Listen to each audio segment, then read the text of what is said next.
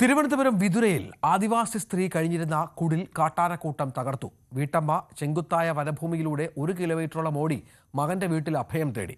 പുലർച്ചെ 2:30-ഓടെയാണ് സംഭവം. അരുൺ മോഹൻ വിവരങ്ങൾ പങ്കുവെക്കുകയാണ്. അരുൺ, എന്താണ് സംഭവിച്ചത്? ഈ സ്ത്രീ ഒറ്റയ്ക്കായിരുന്നു അവിടെ താമസം?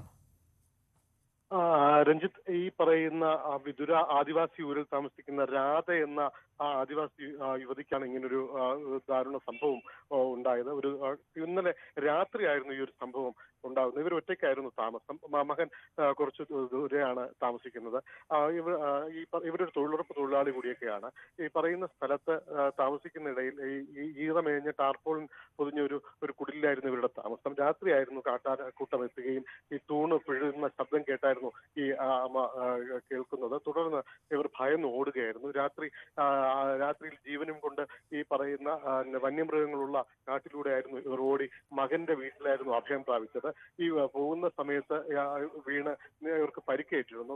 ഇവർക്ക് കൈകാലുകൾക്ക് ഉൾപ്പെടെ പരിക്കേറ്റിരുന്നു. ഇവരിപ്പോൾ വിവിധ ആശുപത്രിയിൽ ചികിത്സ തേടി എന്നാണ് നമുക്ക് മനസ്സിലാക്കാൻ കഴിയുന്നത്.